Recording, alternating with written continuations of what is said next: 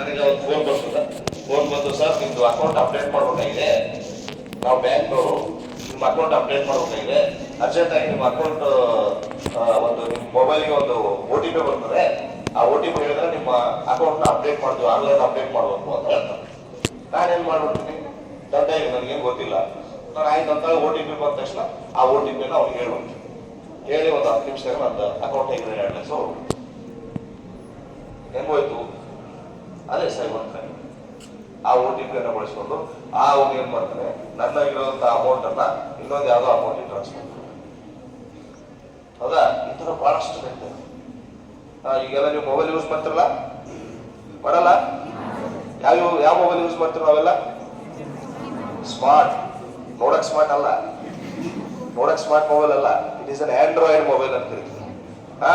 Android ಮಾಡಿದ್ರೆ operating system ಇರ್ತದೆ. ಅದಕ್ಕೂ ಹೆಂಗ ಸಿಸ್ಟಮ್, ಕಂಪ್ಯೂಟರ್ಗಳಿಗೆ ಆಪರೇಟಿಂಗ್ ಸಿಸ್ಟಮ್ ಐತಲ್ಲ, OS ಅಂತ ಕರಿತೀವಲ್ಲ ನಾವು, ಎಲ್ಲ ಸೈನ್ಸ್ ಹೊಡೆದ್ರಲ್ಲಿ ಇದ್ರಾಗ ಇಲ್ಲ, ಎಲ್ಲರೂ ಇಲ್ಲ. ಆಪರೇಟಿಂಗ್ ಸಿಸ್ಟಮ್ ಅಂತ ಇರ್ತದೆ, ಒಂದು ಸಾಫ್ಟ್ವೇರ್.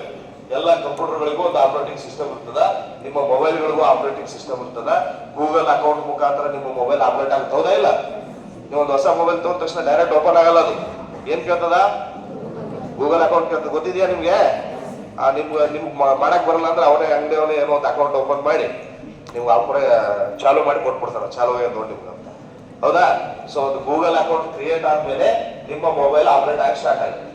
ಹೌದಾ? ಸೊ ಆ ಗೂಗಲ್ ಅಕೌಂಟ್ ಡೇಂಜರ್ ಅಕೌಂಟ್. ಅರ್ಥ ಆಯ್ತಾ? ಈಗ ನೀವೆಲ್ಲ ಮೊಬೈಲ್ ಐತಿ, ಹುಡುಗಂತ ಮೊಬೈಲ್ ಐತಪ್ಪ, ಆಯ್ತಾ?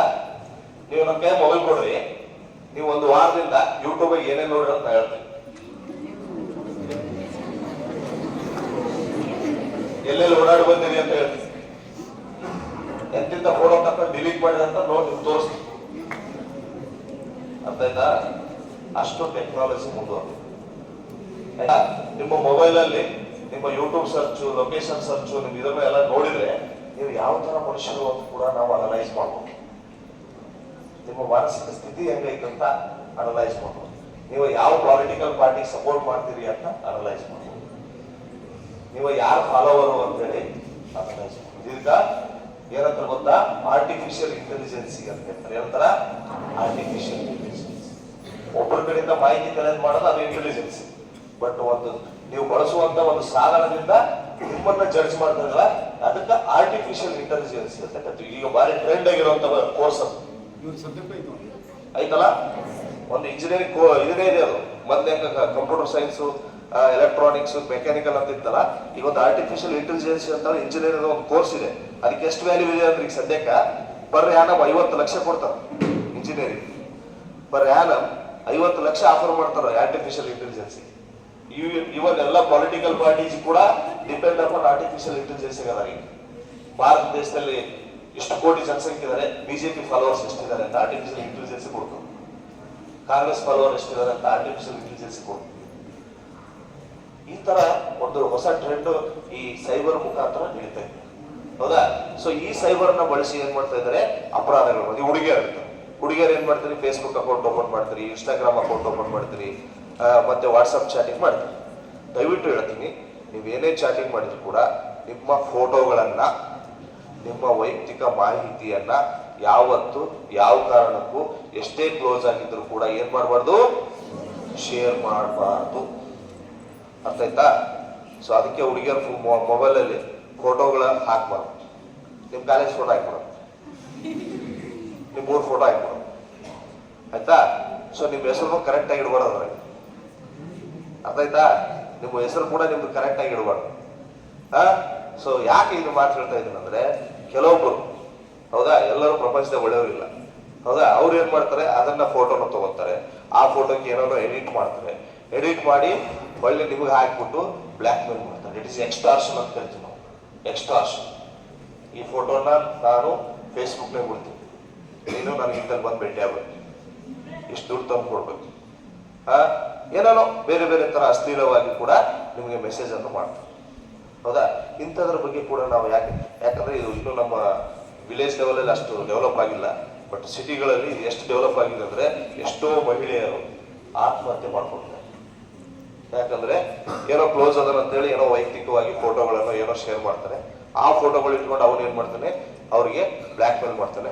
ಇದನ್ನ ತಂದೆ ತಾಯಿ ಹೇಳಕ್ಕಾಗಲಾರ್ದಂಗೆ ಫ್ರೆಂಡ್ಸ್ಗೆ ಹೇಳಕ್ಕಾಗಲಾರ್ದಂಥ ಸ್ಥಿತಿ ಬಂದ್ಬಿಡ್ತದೆ. ಅವಾಗ ಆ ಹುಡುಗಿ ಯಾವುದೋ ಸುಸೈಡ್ ಮಾಡ್ಕೊಳ್ಳೋ ದಾರಿಯನ್ನ ಹಿಡಿತಾರೆ. ಹೌದಾ? ಸೊ ಮನೆಗೆ ಯಾಕೆ ಸತ್ತು ಅಂದ್ರೆ ಎದಕ್ಕೂ ಗೊತ್ತಿಲ್ಲ ಸರ್, ಇಂಥವು ಏನೋ ಒಂದು ಹಿಂದಾಗಿರುತ್ತೆ. ಹೌದಾ? ಅದಕ್ಕೋಸ್ಕರ ಯಾವುದೇ ಎಷ್ಟೇ ವ್ಯಕ್ತಿ ಕ್ಲೋಸ್ ಆಗಿದ್ರು ಕೂಡ ನಿಮ್ಮ ವೈಯಕ್ತಿಕ ಮಾಹಿತಿಯನ್ನ ಡೀಟೇಲ್ಸ್ ಅನ್ನ ಯಾವತ್ತೂ ಶೇರ್ ಮಾಡಬಾರ್ದು.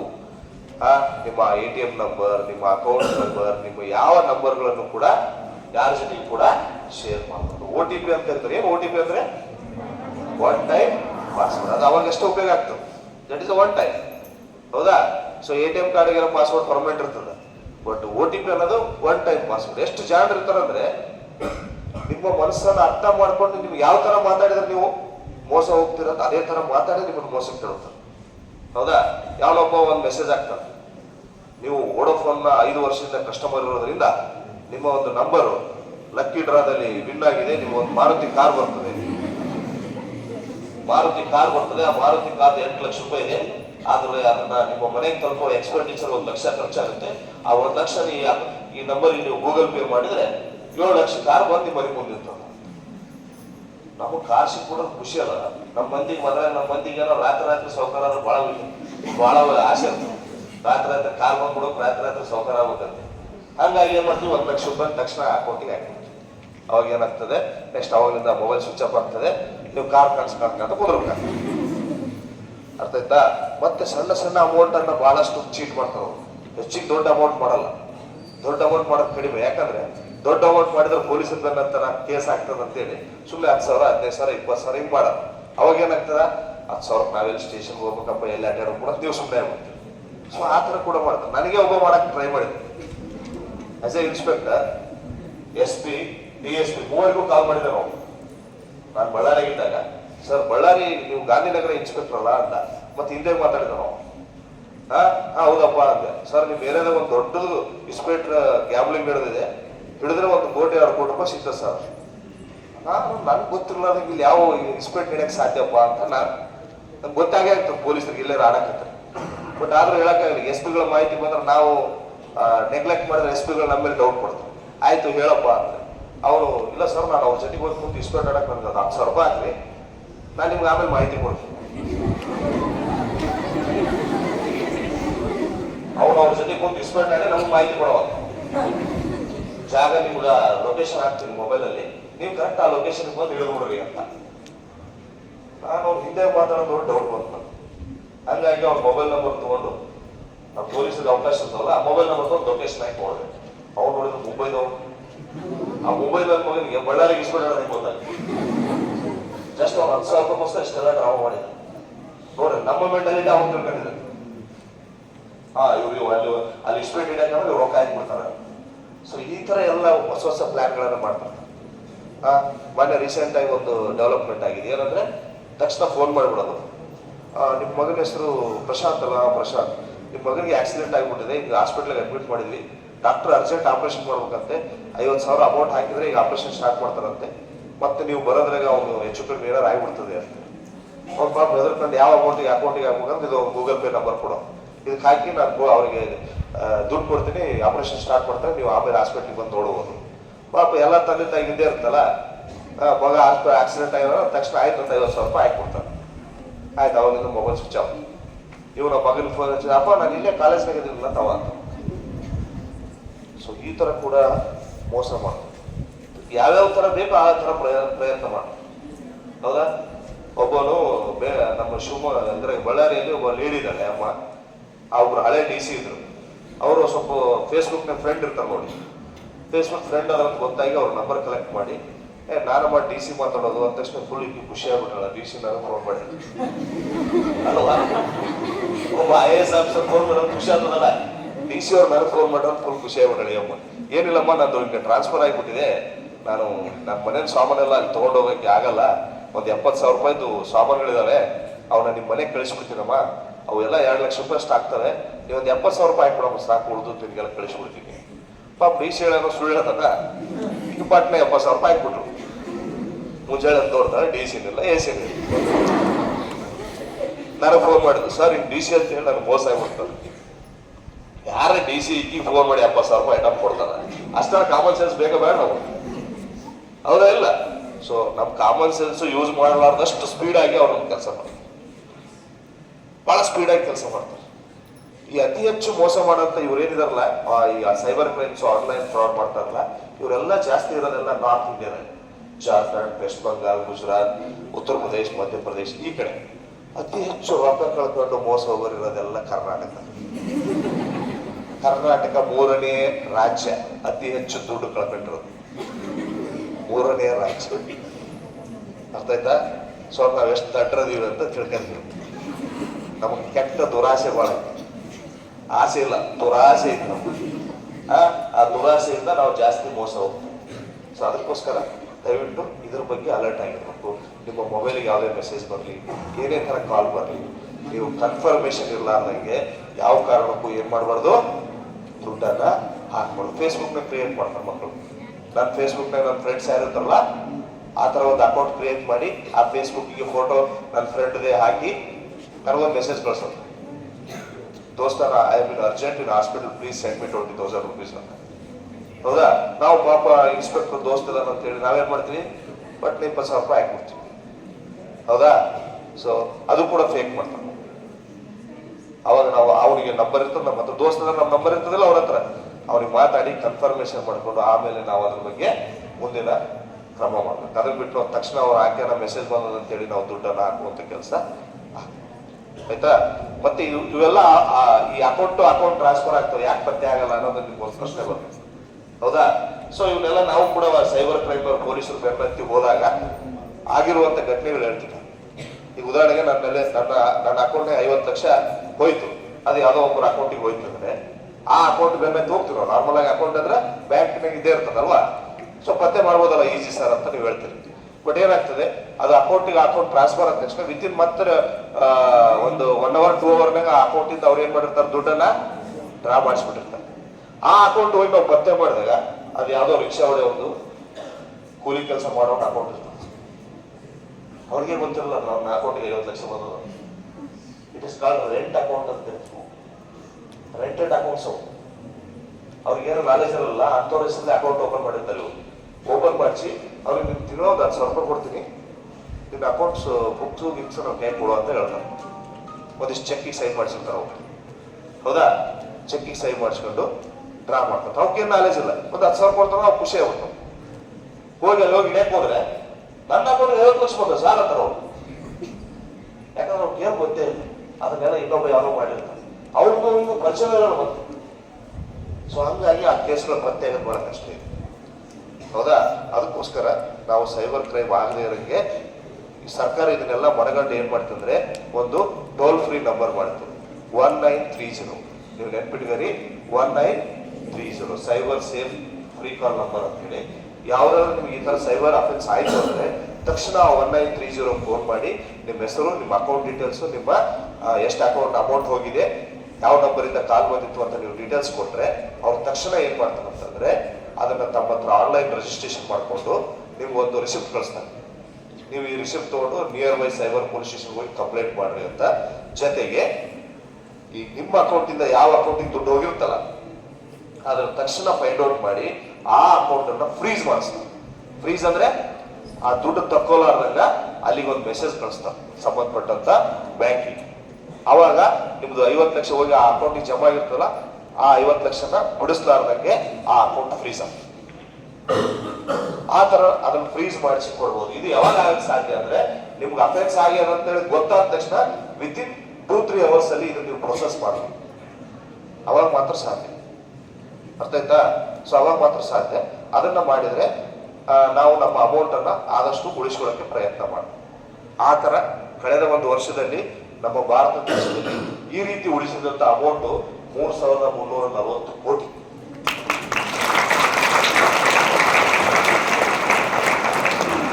ಈ ತರ 1930 ಫೋನ್ ಮಾಡಿದಾಗ ಗೋಲ್ಡನ್ ಅವರ್ ಅಂತ ಹೇಳ್ತೀವಿ ನಾವು.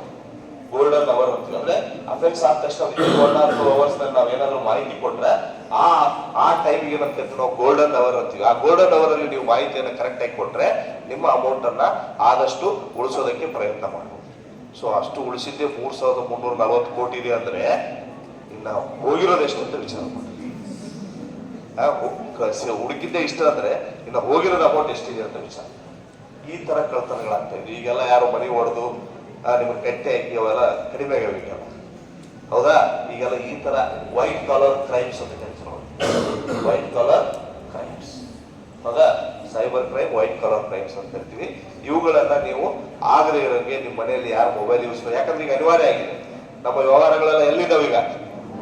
ನಮ್ಮ ಅಪ್ಪಗೆ 10 ರೂಪಾಯಿ ಕೊಡೋಕೆ ಕೇಳಲ್ಲ ನಾವೀಗ, ಕೇಳ್ತೀವ? ಏನಂತ ಹೇಳ್ತೀವಿ? ಫೋನ್ ಪೇ ಮಾಡತ್ತೀವಿ, ಹೋಗ್ಬಿಡ್ತೀವಿ, ರೊಕ್ಕ ಕೇಳ ಕಾಲ ಹೋಗ್ಬಿಡುತ್ತೆ. ಹೆಚ್ಚು ಬರೋಣ ಮೊಬೈಲ್ ಕಸ ನಾವೇ ಫೋನ್ ಪೇ ಮಾಡ್ಕೊಂಡ್ಬಿಡ್ತೀವಿ ಎಷ್ಟು ಬೇಕಾದ್ರೆ.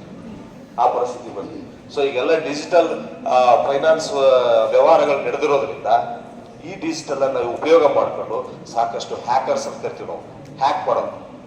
ಯಾವ ತರ ಹ್ಯಾಕ್ ಮಾಡ್ತಾರೆ ಅಂದ್ರೆ, ನಿಮ್ಮ ಮೊಬೈಲ್ ನಲ್ಲಿ ಎಷ್ಟು ಫೋಟೋಸ್ ಇದಾವೆ, ಯಾವ ಫೋಟೋಸ್ ಇದಾವೆ ಎಲ್ಲವನ್ನೂ ಹ್ಯಾಕ್ ಮಾಡ್ತಾರೆ. ಅರ್ಥ ಆಯ್ತಾ? ಈ ತರ ಎಲ್ಲ ಮಾಡಕ್ ಅವಕಾಶ ಇದೆ. ಅದಕ್ಕೆ ಹೇಳಿದ್ ನಾನು, ಈ ಮೊಬೈಲ್ ಹೆಂಗಿದೆ ಅಂತಂದ್ರೆ ಈ ಸದ್ಯದ ಪರಿಸ್ಥಿತಿಯಲ್ಲಿ ಬಟ್ಟೆ ಬಿಚ್ಕೊಂಡು ರೋಡಿಗೆ ನಿಂತಂಗಿದೆ, ಹೌದಾ? ಮೊಬೈಲ್ ಹಂಗಾಗ್ಬಿಟ್ಟಿದೆ. ಯಾಕಂದ್ರೆ ಆ ಮೊಬೈಲ್ ಅಲ್ಲಿ ನಿಮ್ ಇಡೀ ಚರಿತ್ರೆನೇ ಇರ್ತದೆ ಇಲ್ಲ? ನಾವು ಅಕೌಂಟ್ ನಂಬರ್ ಹಾಕೊಂಡಿರ್ತೀವಿ, ATM ಪಿನ್ ನಂಬರ್ ಹಾಕೊಂಡಿರ್ತೀವಿ, ನಮ್ಮ ವೈಯಕ್ತಿಕ ಫೋಟೋಗಳನ್ನ ಇಟ್ಕೊಂಡಿರ್ತೀವಿ, ನಾವು ಯಾರೇ ಲೈಕ್ ಮಾಡ್ತೀವಿ ಅವ್ರ ಫೋಟೋ ಇಟ್ಕೊಂಡಿರ್ತೀವಿ, ಹೌದಿಲ್ಲ? ಎಲ್ಲವೂ ಇರ್ತಾವ. ಸೊ ನಿಮ್ಮನ್ನ ಬ್ಲ್ಯಾಕ್ ಮೇಲ್ ಮಾಡೋದಕ್ಕೆ ಏನ್ ಬೇಕೋ ಎಲ್ಲ ಕೂಡ ಇರುತ್ತೆ. ಸೊ ಅದಕ್ಕೋಸ್ಕರ ದಯವಿಟ್ಟು ನಿಮ್ಮ ಮೊಬೈಲ್ನ ಅಂತ ಇರುವಂತ ಅಂಶಗಳನ್ನ ಯಾರಿಗೂ ಶೇರ್ ಮಾಡಬೇಡಿ. ಮೊಬೈಲಿಗೆ ಯಾರಿಗೆ ಬೇಕು ಕೊಡಕ್ಕೂ ಹೋಗ್ಬೇಡಿ. ಹೊಸದೊಂದು ಟ್ರೆಂಡ್ ಆಗ್ಬಿಟ್ರೆ ಈಗಲ್ಲ, ಅವ್ರು ಮೊಬೈಲ್ ಕಳ್ತನ ಮಾಡ್ತಾನವ. ಮೊಬೈಲ್ ಕಳ್ತನ ಮಾಡಿದಾಗ ಆ ಮೊಬೈಲಲ್ಲಿ ನಂಬರ್ ಹಾಕಿರ್ತೀವಿ ನಾರ್ಮಲ್ ಆಗಿ ನಾವು, ಏನು ಇದ್ರದ್ದು ನಂಬರ್ ಹಾಕಿ, ಗೂಗಲ್ ಪೇ ನಂಬರ್ ಅದ್ರಾಗ ಇರುತ್ತೆ, ಫೋನ್ ಪೇ ನಂಬರ್ ಇರುತ್ತೆ, ಎಲ್ಲ ಪಾಸ್ವರ್ಡ್ ನಾವು ಸೇವ್ ಮಾಡಿ ಇಟ್ಬಿಟ್ಟಿರ್ತೀವಿ, ಗೂಗಲ್ ಪೇ ಪಾಸ್ವರ್ಡ್ ಅಂತೀವಿ. ಸೊ ಅದನ್ನ ಏನ್ ಮಾಡ್ತಾನವ, ಎಷ್ಟು ಜಾನ್ ಇರ್ತಾರಂದ್ರೆ ಆ ಮೊಬೈಲ್ ಆಗಿರುವಂತ ಅಮೌಂಟ್ ಅನ್ನ ಬೇರೆ ಯಾರೋ ಒಬ್ಬ ಮೊಬೈಲಿಗೆ ಶೇರ್ ಮಾಡ್ತಾರೆ. ಅವ್ರಿಗೆ ಏನ್ ಹೇಳ್ತಾರೆ, ಅಣ್ಣ ನಂದು ಅರ್ಜೆಂಟ್ ಐತಿ, ಹಾಸ್ಪಿಟ್ಲಿಗೆ ಹೋಗ್ಬೇಕು, ಒಂದು 20,000 ಕೊಡು, ನಿನ್ಗೆ ಫೋನ್ ಪೇ ಮಾಡಿಸ್ತೀನಿ ಅಂತ ಹೇಳ್ತಾರೆ. ನಿನಗೆ ಬೇಕಾದ್ರೆ 22,000 ಮಾಡಿಸ್ತೀನಿ ಅಂತ, ಅವ 2,000 ಸಿಗುತ್ತೆ ಅಂತ ಆಯ್ತಣ್ಣ ಅಂತ 20,000 ಮಾಡ್ತಾರೆ. ಅವನು ಇಲ್ಲಿ ಕಳತನ ಮಾಡಿದ ಮೊಬೈಲ್ ಇಂದ ಗೂಗಲ್ ಪೇ ಅವ್ರಿಗೆ ಮಾಡಿರ್ತಾರೆ. ನಾವು ಪತ್ತೆ ಮಾಡಕ್ ಹೋದಾಗ ಯಾರೋ ಬಂದ ಸರ ಗೂಗಲ್ ಪೇ ಮಾಡ್ತಂತ ರೊಕ್ಕ ಕೇಳಿದ್ರೆ ರೊಕ್ಕ ಕೊಟ್ಬಿಡಿ ನಾನು ಹತ್ರ. ಎಷ್ಟು ಕೊಟ್ಟಿ? 20,000 ಕೊಟ್ಟಿ. ನಿನಗೆ ಎಷ್ಟು ಕೊಟ್ಟ? 22,000 ಹಾಕ್ಯಾರ. 2,000 ಲಾಭಕ್ಕೋಸ್ಕರ ಇವನು ಕೇಸ್ನ ಸಿಗ. ಅರ್ಥ ಆಯ್ತಾ ನಾ ಹೇಳ್ತಾ ಇರೋದು? ಈ ತರ ಎಲ್ಲ ಅಫೆನ್ಸ್ ಮಾಡ್ತಾ ಇದ್ದಾರೆ. ನಾವು ಎಷ್ಟೆಷ್ಟು ಚಾಪಿ ಕೆಳಗೆ ನುಗ್ತೀವಲ್ಲ, ಅವ್ರು ರಂಗೋಲಿ ಕೆಳಗೆ ನುಗ್ಗಕ್ ಮಾಡ್ತೀವಿ. ಅರ್ಥ ಆಯ್ತಾ? ಸೊ ಅದಕ್ಕೋಸ್ಕರನೇ ನಾವು ಈ ಸೈಬರ್ ಕ್ರೈಮ್ಗಳಿಂದ ದೂರ ಇರೋದಕ್ಕೆ ಪ್ರಯತ್ನ ಮಾಡಬೇಕು. ಇದಕ್ಕಿಂತ ಜಾಸ್ತಿ ಹೇಳಿದ್ರೆ ತಲೆಗೆ ಹೋಗಲ್ಲ. ಸೊ ಇದು ನಾರ್ಮಲ್ ಆಗಿ ನೀವು ಹೇಳಿರೋದು, ಇವೆಲ್ಲ ದಿನನಿತ್ಯ ನಡೀತಾ ಇರ್ತವೆ. ಇದ್ರ ಬಗ್ಗೆ ನೀವು ಸ್ವಲ್ಪ ಜಾಗೃತಿ ವಹಿಸಿ, ನಿಮ್ಮ ಮನೆಗೆ ಯಾರ್ಯಾರು ಯೂಸ್ ಮಾಡ್ತಾರೋ ಅವ್ರಿಗೂ ಕೂಡ ಮಾಹಿತಿಯನ್ನು ಕೊಡ್ರಿ. ಯಾವುದೇ ಅನ್ನೋನ್ ಕಾಲ್ಸ್ ಇರ್ತಾವಲ್ಲ, ದಯವಿಟ್ಟು ಅವಕ್ಕೆ ರೆಸ್ಪಾನ್ಸ್ ಮಾಡಬೇಕು, ಹೌದಾ? ಸ್ಪ್ಯಾಮ್ ಕಾಲ್ಸ್ ಅಂತ ಕರಿತೀವಿ ನಾವು. ಆ ಸ್ಪ್ಯಾಮ್ ಕಾಲ್ಸ್ಗೆ ದಯವಿಟ್ಟು ಯಾವುದಕ್ಕೂ ನೀವು ರೆಸ್ಪಾನ್ಸ್ ಮಾಡಬೇಡಿ. ಇನ್ನು ಎರಡನೇ ಪಾಯಿಂಟ್ ಆಫ್ ವ್ಯೂ ಏನಂತಂದ್ರೆ, ಟ್ರಾಫಿಕ್ ರೂಲ್ಸ್ ಅಂತ ಕರಿತೀವಿ. ಇದೇನು ಹಳೇದು, ಯಾವಾಗ ಪೊಲೀಸ್ ಇಲಾಖೆ ಹುಟ್ಟ್ಯದ, ಯಾವಾಗ ಜನ ಹುಟ್ಟ್ಯಾರೋ ಅವರಿಂದ ಐತಿ, ಇನ್ನೂ ಇರ್ತದ, ಮುಂದೂ ಇರ್ತದಲ್ಲ. ಟ್ರಾಫಿಕ್ ರೂಲ್ಸ್ ಅಂತ ಯಾಕೆ ಹೇಳ್ತಾ ಇದೀವಿ? ಟ್ರಾಫಿಕ್ ಬಗ್ಗೆ ಯಾಕೆ ಇಷ್ಟು ಒತ್ತು ಕೊಡ್ತಾ ಇದೀವಿ ಅಂದ್ರೆ, ನಮ್ಮ ದೇಶದಲ್ಲಿ ಪ್ರತಿ ವರ್ಷ 5 ಲಕ್ಷ ಜನ ಆಕ್ಸಿಡೆಂಟ್ ಅಲ್ಲಿ ಸಾಯ್ತಾರೆ. 5 ಲಕ್ಷ ಜನ ಸಾಯ್ತಾರೆ. ನಂದೇ ಒಂದು ಗದಗ ಗ್ರಾಮೀಣ ಠಾಣೆಯಲ್ಲಿ ವರ್ಷಕ್ಕೆ 35ರಿಂದ ಸರಿಸುಮಾರು 50 ಜನ ಸಾಯ್ತಾರೆ. ನಮ್ಮ ಒಂದು ಸ್ಟೇಷನ್ ಲಿಮಿಟ್ಸಲ್ಲಿ ಕೇವಲ ಒಂದು 40 ಹಳ್ಳಿ ಬರ್ತಾವ. 40 ಹಳ್ಳಿಯಲ್ಲಿ ಇಷ್ಟು ಜನ ಸಾಯ್ತಾ ಇದ್ದಾರೆ. ಸೊ ಇಡೀ ನಮ್ಮ ದೇಶದಲ್ಲಿ ಎಷ್ಟು ಜನ ಸಾಯ್ತಾರೆ? ಬರೀ ಸಾಯೋರ್ ಸಂಖ್ಯೆ. ಇನ್ನು ಅದ್ರಾಗ ಅಂಗ ಊನತೆ, ಕೈ ಕರ್ಕೊಂತಾರೆ, ಕಾಲ್ ಕಳ್ಕೊಂತಾರೆ, ಏನೇನೋ ಆಗ್ತವೆ. ಅಂಥವ್ರು ಎಷ್ಟು ಜನ ಇದ್ದಾರೆ? ಇವೆಲ್ಲ ಯಾಕೆ ಆಗ್ತಾ ಇದಾವೆ? ಸುಮ್ಕೆ ಆಗ್ತವ? ಆಕ್ಸಿಡೆಂಟ್ ಸುಮ್ಮನೆ ಆಗ್ತವ?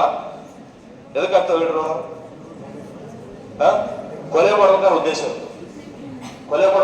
ಇರ್ತದೆ. ಅವನಿಂದ ನನಗೇನೋ ಅನ್ಯಾಯ ಆಗಿತ್ತು, ನಾನು ಅವ್ನಿಗೆ ಕೊಲೆ ಮಾಡ್ತೀನಿ, ಹೌದಾ? ಹೊಡೆದಾಡ್ಬೇಕಂದ್ರೆ ಒಂದು ಉದ್ದೇಶ ಇರ್ತದೆ. ಆದ್ರೆ ಆಕ್ಸಿಡೆಂಟ್ಗೆ ಉದ್ದೇಶ ಇರಲ್ಲ. ನಾನು ಗಾಡಿ ಗುದ್ದಬೇಕಂತ ಉದ್ದೇಶ ಇರಲ್ಲ. ನಮ್ಗೆ ಉದ್ದೇಶ ಇದ್ರೆ ಅದು ಮರ್ಡರ್. ನಾನು ಹೋಗಿ ಅವ್ನ ಗಾಡಿ ಗುದ್ದು ಸಾಯಿಸಿದ್ರೆ ಏನಾಗ್ತದ?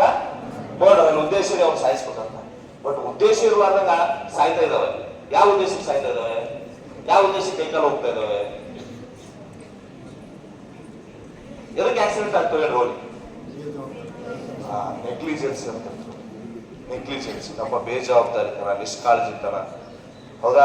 ರೂಲ್ಸ್ ಅನ್ನ ಫಾಲೋ ಮಾಡದೇ ಇರೋದ್ರಿಂದ, ನೆಗ್ಲಿಜೆನ್ಸಿಯಿಂದ ಆಕ್ಸಿಡೆಂಟ್ಗಳಾಗ್ತವೆ. ನೋಡಿ, ಒಬ್ಬ ಆಕ್ಸಿಡೆಂಟ್ ಆಗಿ 8 ಮಂದಿ ಸಾಯಿಸಿದ್ರು ಕೂಡ ಅವನ್ನ ನಾವು ಅರೆಸ್ಟ್ ಮಾಡಿ ಜೈಲಿಗೆ ಕಳಿಸಲ್ಲ. ಯಾಕೆ ಹೇಳಿ? It is not A intention crime ಅಲ್ಲ, ಅದು ಉದ್ದೇಶಪೂರ್ವಕ ಮಾಡ್ಬೇಕಂತ ಮಾಡಿದ್ದಲ್ಲ, ನೆಗ್ಲಿಜೆನ್ಸ್ ಇಂದ ಆಗಿದೆ. ಸೊ ಅದಕ್ಕೆ ಜಾಸ್ತಿ ಶಿಕ್ಷೆನೂ ಇಲ್ಲ, ಅದಕ್ಕೆ 3 ವರ್ಷ 5 ವರ್ಷ ಶಿಕ್ಷೆ ಇದೆ. ಹಂಗಂತೇಳಿ ನಾವು ಯಾರು ಬೇಕಾದ್ರು ದಿನ ಗುದ್ದು ಸಾಯಿಸಕ್ಕಾಗತ್ತಾ? ಆಗಲ್ಲ, ಹೌದಾ? ಸೊ ನೆಗ್ಲಿಜೆನ್ಸ್ ಇದೆ. ನೆಗ್ಲಿಜೆನ್ಸ್ ಯಾವ ತರ ನೆಗ್ಲಿಜೆನ್ಸ್ ಇದೆ? ನಾವು ವೆಹಿಕಲ್ ಯೂಸ್ ಮಾಡುವಾಗ ಯಾವ ತರ ನೆಗ್ಲಿಜೆನ್ಸ್ ಮಾಡ್ತೀವಿ?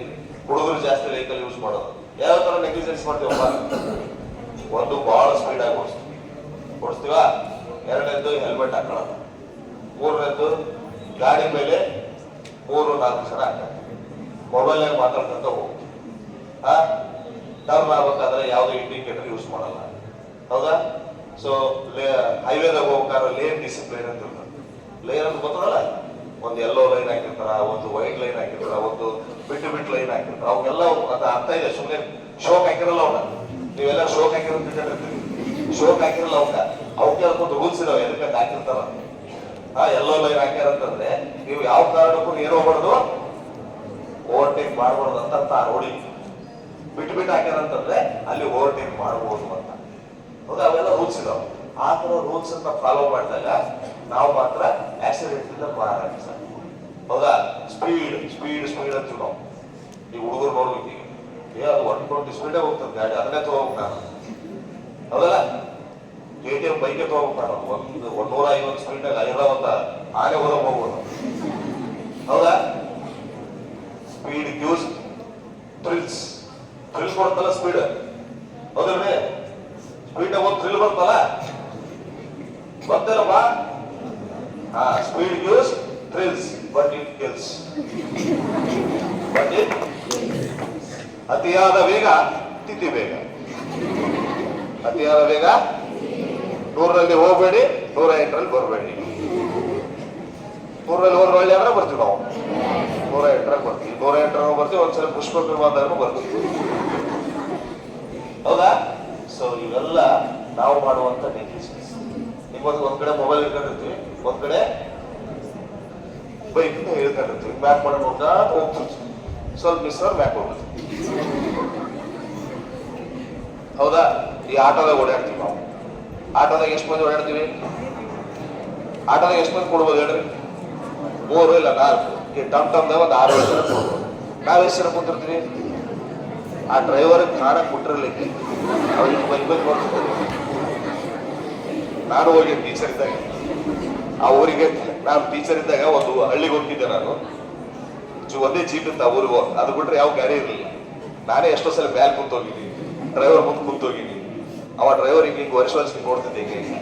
ಆ ಪರಿಸ್ಥಿತಿ ಈಗ ಸ್ವಲ್ಪ ಎಲ್ಲ ಸುಧಾರಣೆ ಆಗಿದೆ, ಎಲ್ಲರ ಗಾಡಿಗಳು ಭಾಳಾಗಿದ್ದಾವೆ, ತೊಂದರೆ ಇಲ್ಲ.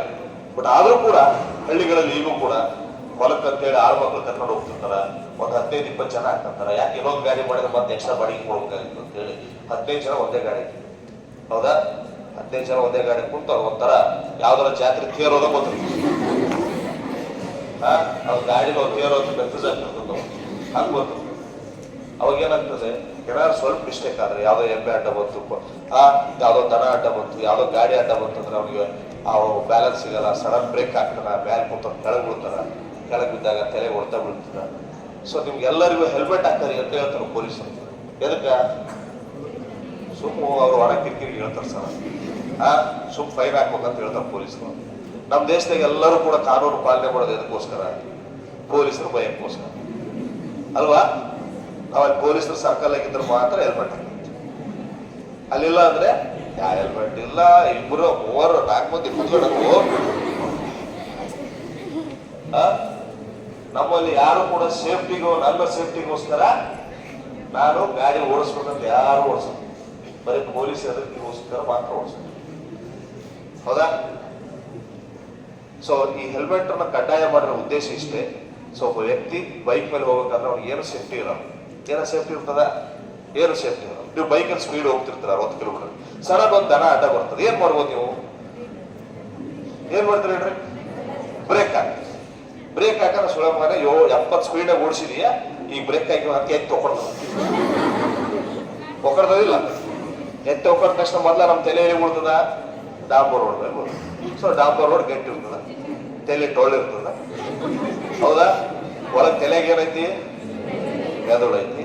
ಮೆದುಳಿಗೆಲ್ಲ ಏನ್ ಕರೆಂಟ್ ಐತಿ? ಎಲ್ಲ ನಿಮ್ಮ ದೇಹದ ಅಂಗಾದ ಇಲ್ಲಂತ ಎಲ್ಲ ರಕ್ತನಾಳಗಳು ಎಲ್ಲಿ ಕನೆಕ್ಟ್ ಆವ, ಆ ಮೆದುಳಿಗೆ ಹೊಡೆತ ಬಿತ್ತಂದ್ರೆ ಆ ಮೆದುಳಲ್ಲಿ ರಕ್ತಸ್ರಾವ ಆಗ್ತದೆ. ಆ ರಕ್ತಸ್ರಾವಕ್ಕೆ ನಾವು ಬ್ರೈನ್ ಹ್ಯಾಮೊರೈಸ್ ಅಂತ ಕರಿತೀವಿ. ಏನಂತ ಕರಿತೀವಿ? ಬ್ರೈನ್ ಹ್ಯಾಮೊರೈಸ್. ಅದಕ್ಕೆ CNS ಸೆಂಟ್ರಲ್ ನರ್ವಸ್ ಸಿಸ್ಟಮ್ ಎಲ್ಲ ಇಲ್ಲೇ ಐತಿ. ಹೌದಾ? ಯಾರು ಈಗ ಚೂಟಿದ ತಕ್ಷಣ ಪಟ್ನ ಕಪ್ಪಳು ಕೊಡ್ತೀರಿ, ಯಾಕೆ ಕೊಡ್ತೀರಿ? ಆ ಚೂಟಿದಂತ ಮೆಸೇಜ್ ತಕ್ಷಣ ಮೆದುಳಿಗೆ ಕೊಡ್ತದ, ಆಕೆ ಚೂಟಿ ನೋಡೋದು ಹೊಡೆಯಂತ ಒಳ್ಳೆ ಮೆಸೇಜ್ ಕೊಡ್ತಾ. This is a system, this is a nervous system. ಹೌದಾ? ಆ ಮೆಸೇಜ್ ಕೊಡುವಂತ ಭಾಗಕ್ಕೆ ಏನಾಗಿದೆ ಈಗ? ಡ್ಯಾಮೇಜ್. ಮೆಸೇಜ್ ಕೊಡಲ್ಲ, ಮಣ್ಣು ಕೊಡಲ್ಲ, ಬಿದ್ದಲ್ಲಿ ಇಕ್ಕಿರ್ಬೇಕು. ಮತ್ತೆ 2 ದಿನ ಕೊಡ್ತೀವಿ, 3ನೇ ದಿನಕ್ಕೆ ಡಾಕ್ಟರ್ ಸ್ವಾರಿ ಸರ್,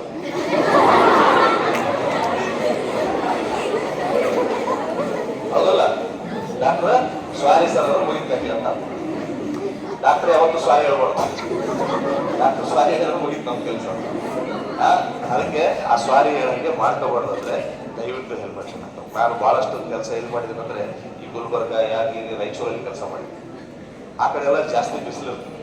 ಅಲ್ಲಿರೋ 2 ಕಾಲ, ಒಂದು ಬಿಸಿಲು ಕಾಲ, ಇನ್ನೊಂದು ಬಿರು ಬಿಸಿಲು. 2 ಕಾಲಲ್ಲಿ ಮಳೆಗಾಲ ಚಳಿಗಾಲ ಇಲ್ಲ ಇಲ್ಲ, 2 ಕಾಲ. ಬೇಸಿಗೆ ಕಾಲ, ಅತಿಯಾದ ಬೇಸಿಗೆ ಕಾಲ. ಸೊ ಅಲ್ಲಿ ಬೇಸಿಗೆ ಕಾಲ ಇದ್ದಂತ ಹೆಲ್ಮೆಟ್ ಹಾಕಲ್ಲ. ಇನ್ನು ಕೆಲವ್ರು ಕೇಳ್ಬೇಕು, ಹೆಲ್ಮೆಟ್ ಯಾಕೆ ಹಾಕೋ? ನಮ್ದು ಕೂದಲ ಹಾಳಾಗ್ತಾವ ಸರ್, ಕೂದಲ ಉದುರ್ತಾವ ಸರ್, ಮೇಕಪ್ ಹಾಳಾಗ್ತಾವ ಸರ್. ಕೂದಲು ಉದುರೋದ್ ಬಗ್ಗೆ ಚಿಂತೆ ಐತಿ, ತಲೆ ಉದುರೋದ್ ಬಗ್ಗೆ ಚಿಂತೆ. ನಾವೇನು ಹೆಲ್ಮೆಟ್ 24 ತಾಸು ಹಾಕಂತೀವ? ಈಗ ಯಾರು ನೀವು ಉದಾಹರಣೆ ಗದಗಿಂದ ಹುಲ್ಕೋಟಿಗೆ ಬಂದ್ರೆ ಎಷ್ಟೊತ್ತಿಗೆ ಬರ್ತಾರಪ್ಪ? 10 ನಿಮಿಷ ಬರ್ಬೋದಾ? 10 ನಿಮಿಷ ಹೆಲ್ಮೆಟ್ ಹಾಕೊಳ್ಳೋದು, ಒಳ್ಳೆ ಹೋಗಕ್ಕೆ 10 ನಿಮಿಷ 20 ನಿಮಿಷ ಹೆಲ್ಮೆಟ್ ಹಾಕೊಂಡ್ರೆ ನೀವು ಸೇಫ್ ಆಗಿ ಮರಿಸ್ತಾ ಇರ್ತಾರಪ್ಪ. ಹೌದಾ? ಇನ್ನು ಕೆಲವೊಬ್ರು ಹೆಲ್ಮೆಟ್ ನ ತಗೊಂಡು ಸೈಡಿಗೆ ಹಾಕಿರ್ಬೇಕು, ಗಾಡಿ ಸೈಡಿಗೆ. ಅದನ್ನ ಯಾಕೆ ಹಾಕೋ ಅಲ್ವಾ? ಸೊ ಹೆಲ್ಮೆಟ್ ಇರೋದು ನಮ್ಮ ಒಂದು ತಲೆಯ ಸುರಕ್ಷತೆಗಾಗಿ. ನಮ್ಮ ಇಡೀ ದೇಹ ಎಲ್ಲ ಕೆಲಸ ಮಾಡೋದು ತಲೆಯಿಂದ. ಹೌದಾ? ಆ ತಲೆ ಹಾಳಾಗ್ಬಾರ್ದು. ತಲೆ ಕೈ ಮುರಿದ್ರೆ ಕೈ ಜೋಡಿಸ್ತಾರೆ ಈಗಿನ ಕಾಲದಾಗ. ಕಾಲು ಮುರಿದ್ರು ಒಂದು ಯಾವ್ದೋ ಒಂದು ಪ್ಲಾಸ್ಟಿಕ್ ಕಾಲ್ ತಂದು ಹಾಕ್ತಾರ. ತಲೆ ಹೋದ್ರೆ ಹಾಕ್ತಾರ? ನೀವೇನು ಗಣಪತಿ ಅಲ್ಲ, ಹಾಡೆ ತಲೆ ತಂದು ಹಾಕಿದ್ರೆ ಅದು ಯಾವಾಗೋ ಪುರಾಣ ಕಾಲದಾಗ ಆಗ್ಯದ, ಈಗ ಆಗಲ್ಲ. ಸೊ ನೀವೆಲ್ಲ ಗಣಪತಿ ಆಗ್ಬೇಕಂದ್ರೆ ಆಗಿ ನಾವೇನ್ ಮಾಡಕ್ಕೆ. ಸೊ ದಯವಿಟ್ಟು ಅದು ಆಗಲ್ಲ. ದಯವಿಟ್ಟು ನಿಮ್ಮ ಯಾವತ್ತೂ ಬೈಕ್ ಮೇಲೆ ಗಾಡಿ ಓಡಿಸ್ಬೇಕಾದಾಗ ದಯವಿಟ್ಟು ಹೆಲ್ಮೆಟ್ ಹಾಕ್ಬೋದು. ಇಟ್ ಈಸ್ ಯುವರ್ ಸೇಫ್ಟಿ, ನಿಮ್ಮ ಸೇಫ್ಟಿಗೋಸ್ಕರ. ಬರೀ ಓಡಿಸೋರು ಹಾಕ್ಬೇಕಂತ ಏನಿಲ್ಲ, ಹಿಂದೆ ಕೂತವ್ರು ಹಾಕ್ಕೋಬೇಕು. ಯಾಕೆ? ಗಾಡಿ ಪಾಪ ಓಡಿಸೋನಷ್ಟೇ ಬಿಡಿಸೋದು ಬಿಡುತ್ತಾರ, ನೀವು ಬಿಡಿಸೋದು. ಹೌದಾ? ದಯವಿಟ್ಟು ಪಿಲಿಯನ್ ರೈಡರ್ ಇಬ್ಬರು ಕೂಡ ಹೆಲ್ಮೆಟ್ ಅನ್ನು ಧರಿಸಿದ್ರೆ ಒಳ್ಳೆಯದು. ಇನ್ನು ಕಾರ್ ಓಡಿಸ್ತಿರ್ತೀವಿ, ಕಾರ್ ಓಡಿಸೋಕೆ ಮುಂದೆ ಏನ್ ಮಾಡೋದು ನಾವು? ಸೀಟ್ ಬೆಲ್ಟ್ ಹಾಕಿ. ಸೀಟ್ ಬೆಲ್ಟ್ ಯಾಕೆ ಹಾಕ್ಬೇಕು? ಈ ಹೈವೇದಲ್ಲಿ ಕಾರ್ ನಾವು ಎಷ್ಟು ಸ್ಪೀಡಲ್ಲಿ ಓಡಿಸ್ತೀವಿ? ಮ್ಯಾಕ್ಸಿಮಮ್ ಆಗಿ ಒಂದು 80 ಕಡಿಮೆ ಯಾರು ಓಡಿಸೋದು? 100-120 ಓಡಿಸ್ತಾರೆ. ಹೌದಾ? 100-120 ಓಡಿಸ್ತಿರ್ತೀವಿ. ಸಡನ್ ಆಗಿ ಏನೋ ಒಂದು ಅಡ್ಡ ಬಂತು, ಏನೋ ಒಂದು ಪ್ರಾಬ್ಲಮ್ ಆಯ್ತು ಅಂದ್ರೆ ನಾವೇನ್ ಮಾಡ್ತೀವಿ? ಬ್ರೇಕ್ ಅಪ್ಲೈ ಮಾಡ್ತೀವಿ. ನ್ಯೂಟನ್ ನಿಯಮಗಳು ಗೊತ್ತದವಲ್ಲ ನಿಮಗೆ? ನ್ಯೂಟನ್ ನಿಯಮಗಳು ಗೊತ್ತದವಲ್ಲ? ಯಾವುದೋ ಒಂದು ಬಾಡಿ ಮೋಷನ್ ಇರ್ಬೇಕಾದ್ರೆ ತಕ್ಷಣ ಸ್ಟಾಪ್ ಆದ್ರೆ ಏನಾಗ್ತದೆ? ಆ ಬಾಡಿ ಮೋಷನ್ ಅಲ್ಲಿ ಇರುತ್ತೆ. ಹೌದಿಲ್ಲ? ನೀವು ಬಸ್ನಾಗ ಹಿಂಗೆ ಹೋಗೋ ಟೈಮ್ನಾಗ ಬಸ್ ಇಳಿದ್ರಿ ಏನಾಗ್ತೀರಿ? ಬಿಳಿದ್ರಿ? ಯಾಕೆ ಹೋದ್ರಿ? ಇಳಿದಿರ್ತಾರಲ್ಲ, ಯಾಕೆ ಹೋದ್ರಿ? ಬಸ್ಸಿನ ಜೊತೆ ನಿಮ್ ಬಾಡಿ ಮೂವ್ಮೆಂಟ್ ಇರ್ತದೆ. ನೀವು ಕೆಳಗೆ ಇಳಿದ ತಕ್ಷಣ ಬಾಡಿ ಏನಾಗ್ತದ? ಮೂವ್ಮೆಂಟ್ ಆಗ್ತದೆ, ಬೀಳ್ತದೆ. ಇಟ್ ಇಸ್ ನ್ಯೂಟನ್ ನಿಯಮ ಅಲ್ವಾ? ನನಗೇನು ಗೊತ್ತಿಲ್ಲ, ನಾನು ಟೀಚರ್, ಸಣ್ಣ ಟೀಚರ್, ಅರ್ಧಂಬರ್ಧ ತಿಳ್ಕೊಂಡೇನಿ. ಬಟ್ ನಾನು ನಿಮ್ಗೆ ಹೇಳಕತ್ತಿದ್ದು ಅದೇ ತರ ಕಾರ್ನಾಗ ನೀವು ಹೋಗೋ ಟೈಮಲ್ಲಿ ಕಾರ್ ಮೂವ್ಮೆಂಟ್ ಇರ್ತದ, ನಿಮ್ ಬಾಡಿ ಕೂಡ ಏನಿರ್ತದ? ಮೂವ್ಮೆಂಟ್ ಇರ್ತದೆ. ಯಾವಾಗ ಕಾರ್ ಸ್ಟಾಪ್ ಆಗ್ಬಿಡ್ತಿರೋ ಬಾಡಿ ಏನಾಗ್ತದ? ಮೂವ್ಮೆಂಟ್ ಆಗ್ತದೆ. ಹೀರೋ ಬಂದಾಗ ಗ್ಲಾಸ್ ಹೊಡೆದವ್ರಿಗೆ ಬರ್ತೀವಿ, ಗ್ಲಾಸ್ ಹೊಡೆದು ಹೀರೋ ಬಂದಾಗ ಬಂದು ಕೆಳಗೆ ಪಿಕ್ಚರ್ ಆಗ್ಬಿಡ್ತೀವಿ. ಹತ್ರ ಪಿಕ್ಚರ್ ತೋರಿಸ್ತಾರೆ ನೋಡ್ರಿ, ಹೊಡೆದ ತಕ್ಷಣ ಗ್ಲಾಸ್ ಹೊಡೆದು ಹೀರೋ ಬಂದಾಗ ಹೊರಗೆ ಬರ್ತಾರೆ. ಅದು ಪಿಕ್ಚರ್ ಅದು. ಬಂದು ಹಿಂಗೆ ಕೈ ಹೊಡ್ತಾರೆ. ನೀವು ಕೈ ಹೊರಸಿದ್ರೆ ತಲೆ ಹೊಡ್ತೀರಿ, ತಲೆ ಹೊಡಿತದ, ಸ್ಪಾಟ್ ಐತೆ ಅಂತ. ಮೊನ್ನೆ ರೀಸೆಂಟ್ ಆಗಿ ಪಾಪ ಇಲ್ಲೇ ನಿಮ್ ಬಿಂಕಲ್ಕಟ್ಟಿ ಬ್ರಿಡ್ಜ್ ಅಲ್ಲಿ ಒಬ್ರು ಯಾರೋ ಗುರುತುಕೊಟ್ಟವ್ರು, ಯಜಮಾನ್ 50 ವರ್ಷದವ್ರು, ಲಾರಿ ಗಾಲಿಸಿದೆ ಅಂದ್ಬಿಟ್ಟು ಡೆತ್ ಆದ. ಹೌದಾ?